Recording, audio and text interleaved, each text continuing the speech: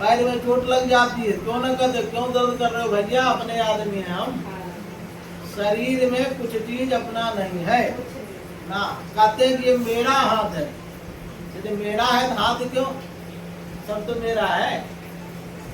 तो परिचय का ये वस्तु सभी मिला करके हम हैं, लेकिन हम कौन है इसके अंदर कुछ पता नहीं, किसी को नहीं मालूम। ये मेरी आंखें हैं लेकिन मैं कौन हूँ, ये मेरा नाक है तो मेरा मैं कौन हूँ, है ना। कोई दूसरी वस्तु बनती है।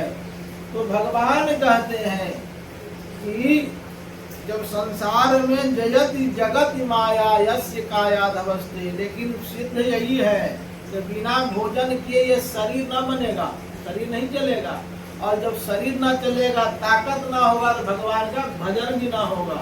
इसलिए जयति जगत माया। अब बहुत महात्मा बोलते हैं कि पैसा को मत छुओ, लेकिन पैसा ना रहेगा तो मकान कौन बनावेगा, कथा कौन करवावेगा, पैसा ना रहेगा तो भगवान की कथा। इसलिए भागवत कहती है कि दोनों प्रधान है, दोनों किसी में कम नहीं है। जैसे प्रकृति है उसी तरह भगवान है, जैसे प्रकृति उसी तरह ब्रह्म है, और जैसे माया है उसी तरह ईश्वर है।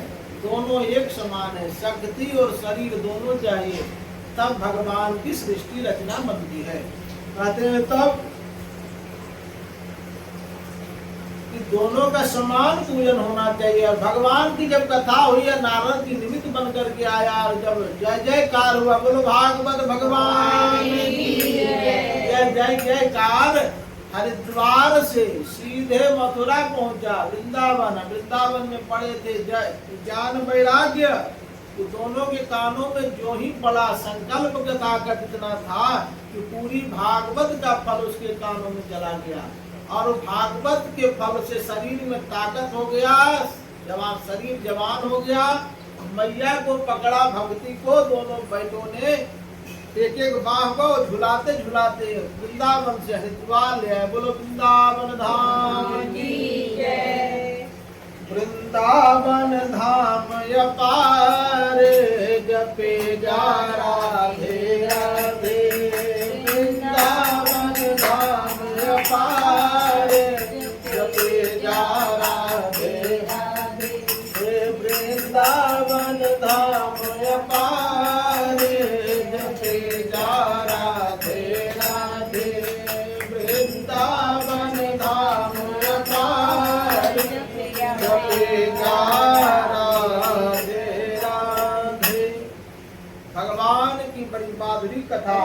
जब भक्ति आई है, भक्ति से बोला भगवान, भक्ति ने आकर के जब भगवान से बोला है सनकादि ऋषियों से कि नारद जी आप धन्य हो, आपने हमको हमारे पुत्रों को जवान कर दिया है, आपकी बड़ी कृपा है। तो नारद जी ने कहा कि कृपा हम ना किए हैं, ये पंडित जी देखो बड़े भाई ने बिना दक्षिणा लिए ही यह कथा सुना दी है, जिसके फलस्वरूप तुम्हारे शरीर में ऊर्जा मिला है। जाकर के उन्हीं से विनती करो कि वह क्या चाहते हैं। भक्ति आकर के सनकादि ऋषियों से पूछी, ऋषियों ने कहा कि हमें पूछना चाहिए। तो गेहे गेहे हम क्या करें महाराज, दक्षिणा कैसे दें आपकी। कहा कि सभी भक्तों के मन में तुम निवास कर जाओ, सभी के हृदय में तुम निवास करो। भागवत में लिखा है यदि भगवान को हृदय से मानोगे, भगवान की कथा को सुनोगे, भगवान में श्रद्धा यदि जग गई, तो जो भक्ति रानी है ना वो आपके लिए रोटी बनाती है। बोलो भागवत भगवान की जय। इस सबका प्रमाण बड़े बड़े आश्रमों में मिलता है। हम लोग इस आश्रम में पढ़ते थे, वहाँ ना खेती होती है, न कोई नौकरी करता है, लेकिन हजारों लोग रोज खाते हैं, न चावल घटता है न दाल, नई सब्जियां रोज। जो सब्जियां लाने में कतराते हैं, 100 रुपये किलो है, और वहाँ बोड़ा का बोड़ा उतरता है, रोज खिलाते हैं। लेकिन कोई नौकरी नहीं करता, कुछ किसी का कोई काम नहीं कर रहा है, लेकिन क्यों विश्वास है, क्योंकि वहाँ भक्ति नाचती है। सभी महात्मा भगवान की कथा को सुनते हैं, भगवान के नाम को जपते हैं, और भगवान का जो नाम जपता है उसके लिए कहते हैं भक्ति रोटी बनाती। भागवत कहता है कि आप एक बार भगवान पर विश्वास तो करो, एक बार श्रद्धा कर करके भगवान के ऊपर सब छोड़ दो। कथा में आज तक इतिहास ऐसा नहीं आया है जो भगवान के प्रति श्रद्धा रखा है उसकी भगवान ने रक्षा की है। बोलो भागवत भगवान की।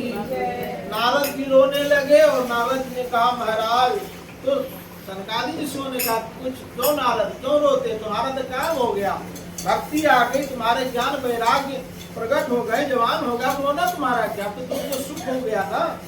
तो भगवान नारद ने कहा, देखो नारद जी को सब लोग गड़बड़ा दिया है, टीवी वाला भी गड़बड़ाया है और कथाकार भी उल्टा सीधा बोल के कहते हैं भगवान को जीवन में लड़ाने वाले का नाम नारद है ना, जो लड़ाता उसका नाम ही नारद है।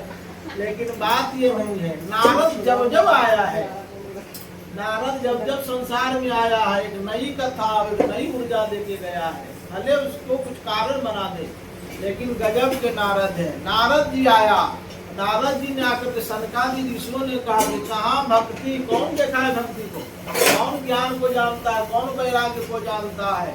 और संसार वाले यदि कह दो कि ये सब कथा होती है तू मानेगा, ना ये सब ना होता है। भगवान ने कहा कि क्या चाहिए, कहा भगवान इस धरती पर जो आदमी है मिला जुला कोई कथा सुनाओ जो इस धरती पर बीतता हो। बोलो भागवत भगवान की। तब सनकादि ऋषियों ने कहा कि सुनो यहाँ की कथा सुनाते हैं। कहते हैं एक आत्मदेव नाम के ब्राह्मण हैं, उनके उस गांव में रहते हैं, उसका नाम है उत्तम नगर, जो गोमती नदी के तट पर विराजित है। नदी के किनारे लोग पहले बसते थे, तो उत्तम नगर है, नाम है गांव का उत्तम नगर। महात्मा पंडित जी का नाम है आत्मदेव जी। विवाह हो गया धुंधली से, ठीक है, नाम है पत्नी का धुंधली। तो भगवान कहने लगे, सनकादि ऋषियों ने कहा कि धुंधली के साथ आत्मदेव जी का पहले नाम गुण के अनुसार नाम रखा जाता, आज की तरह नहीं जैसे मनुष्य रख दिए, जैसा गुण होता था उसी तरह नाम रख देता। जब उत्तम नगर गांव है तो उत्तम नगर के जैसे लोग रहते थे, वहाँ अच्छे अच्छे लोग रहते थे। नाम है आत्मदेव जी, तो इसका मतलब है कि तपस्या करने वाला ज्ञानी पुरुष रहता था। नाम है धुंधली, तो इसका मतलब है कि मन उसका मलिन हुआ करता था। ऐसे लोग वहाँ रहते थे। उत्तम पुरुष आत्मदेव जी के यहाँ नारद जी भगवान का दिया सारी संपदा थी। जितना संसार में सुख होता है सब सुख थे। 6 प्रकार का सुख होता है, सुन लीजिए। अर्था गमो नित्यम रोमिता च प्रिया च भार्या प्रियवादिनी च वश्यस्य पुत्र अर्थ करी च विद्या।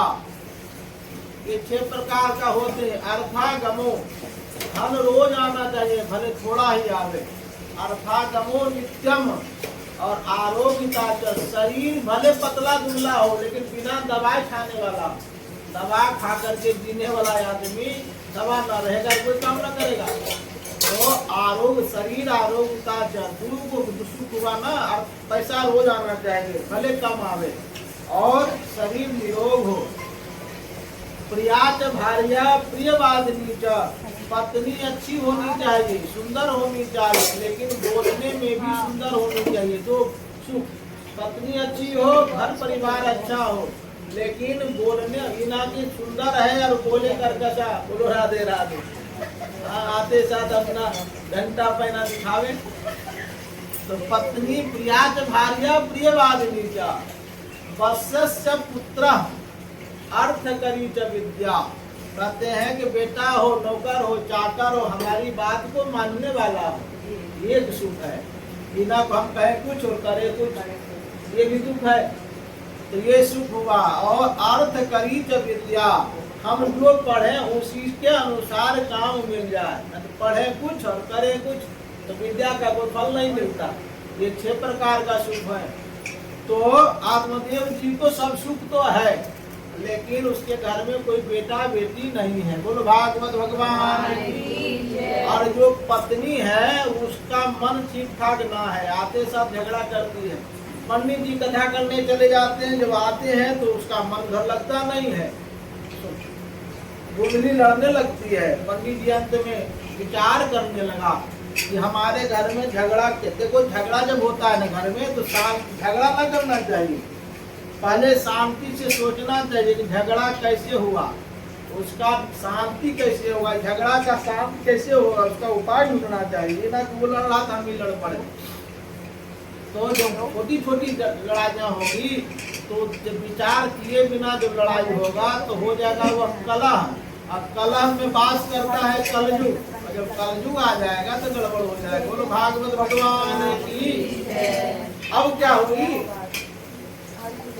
विचार करने लगा नारद आत्मदेव जी हमारे घर में झगड़ा क्यों होता है। तो मन में आया कि हमारे घर में बेटा बेटी नहीं है इसीलिए झगड़ा होता है। आत्मदेव जी महात्मा साधु जब तक करवाया लेकिन सफलता ना मिली।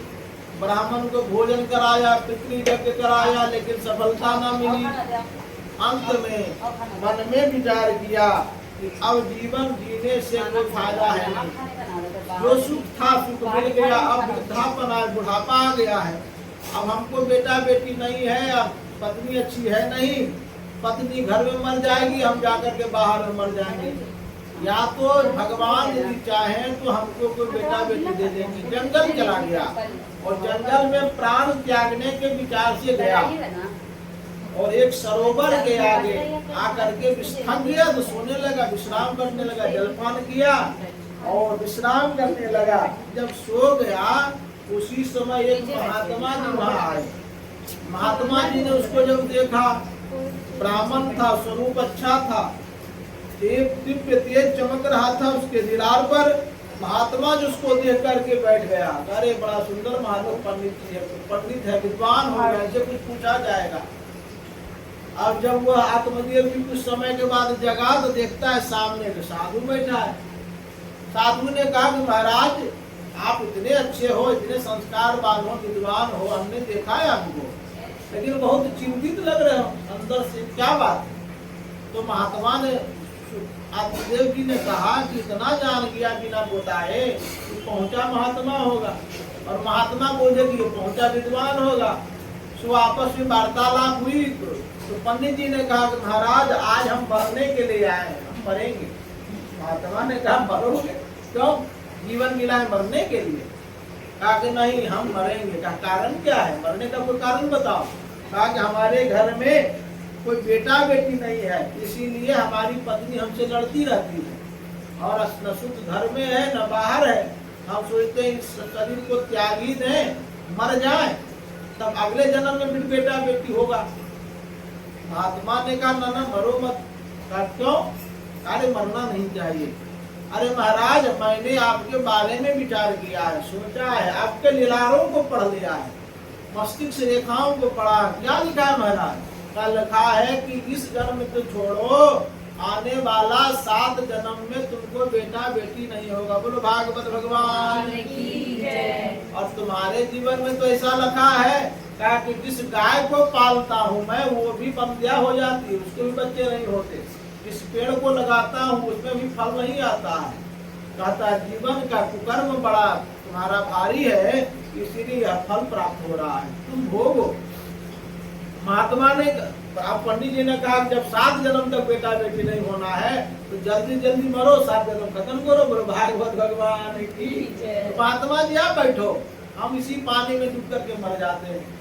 महात्मा ने कहा पंडित जी है सामने मर जाएगा, देखो कोई भिक्षा वो मांगने आए तो जरूर देना चाहिए, मांगने आए तो जरूर दो, लेकिन यदि रोटी दो और यदि कहे कि इस पर सब्जी दो तब रोटी मत देना। बोलो भागवत भगवान के करना मत। लेकिन भागवत कहता है तो भूखे को ही अन्न दिया जा सकता है, और जिसको स्वाद का चखना है वो भूखा नहीं, वो स्वाद जानता है। यदि खूब जोर से भूख लगा रहे, प्यास लगी रहा, गर्मी का समय प्यास लगा रहता और दौड़ करके आओ, गिलास में पानी पड़ा हो, आप विचार करोगे झूठा है क्या है, पहले पी करके देखो, जब मन भरेगा तब कहोगे कौन गिलास रख देता है, झूठा है सही है। लेकिन प्यास जब लगती है स्वाद नहीं दिखाई देता है। तो महात्मा ने कहा अरे महाराज मरो मत, हम तुमको एक उपाय कहा कि ना मरेंगे का है, तुम बैठो महात्मा। और अच्छा हुआ कि साधु का आगे मरेंगे, भगवान आगे प्रमाण जाएगा। एक जन्म में एक साधु ने देखा, दूसरे जन्म में तो साधु ने कहा हमको ब्राह्मण हत्या लग जाएगा, हम ना करने देंगे। तो कहा तो एक काम करो, हमको बेटा दे दो, बेटा बेटी कुछ दो। अंत में दोनों में वार्तालाप हुई। महात्मा ने कहा किसी छुटकारा छोड़ना है, झोले से एक फल निकाल करके महात्मा ने पंडित जी को दिया और पंडित जी को बोला कि घर ले जाओ, अपनी पत्नी को खिला देना, इससे तुमको सुंदर संतान होगी। यदि व्रत के अनुसार जीवन जिएगा तो तुमको अच्छे बेटा होंगे, व्रत के नियम को तोड़ेगा तो तुम्हारा बेटा अच्छा नहीं होगा। बोलो भागवत भगवान की। फल लेकर के वह साधु आत्मदेव जी घर आए, धुंधली को दिया, धुंधली को कहा इसको खा करके थोड़ा भगवान का भजन करते रहना। अब ऐसा स्थिति बनी, धुंधली तो धुंधली ठहरी, का फल खाएंगे पर कैसे कैसे बड़ा विचार करने लगा, मां बनना बड़ा कठिन है।